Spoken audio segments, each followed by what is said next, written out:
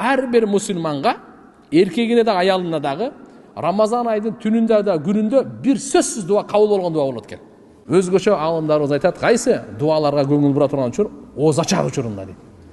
Ооз ачарда телевизор коюп, музыка коюп, токтотмулар барды.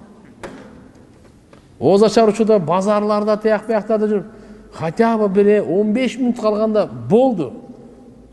Бардыгын токтоп туруп, кыблага карап дуа кылыш керек экен да.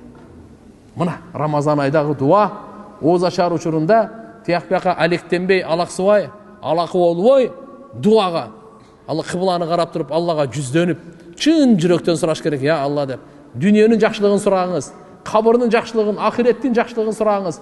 Дүйнөнүн жамандыгынан, фитналарынан, кабырдын азабынан, фитналарынан, ахиреттин кордугунан, шермендечилигинен пана тилеңиз.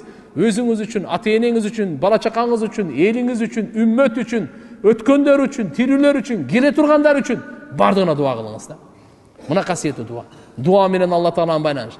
Кайра дуаңыз, ушу дуа кылганга Алла Таала мүмкүнчүлүк берип атса, билип коюңуз, дуаңыздын кабыл болгон белгиси ушу. Түшүндүрө алдымбы? Азыр дуа кылдыңыз. Машалла, дагы дуа кылдыңыз. Машалла, дагы дуа кылдыңыз. Ушу кайра дуа кылып атканыңыз кабыл болгондун белгиси. Ошончо Рамазан айда күн сайын кайра шашылбай, иншалла дуа кылыш керек.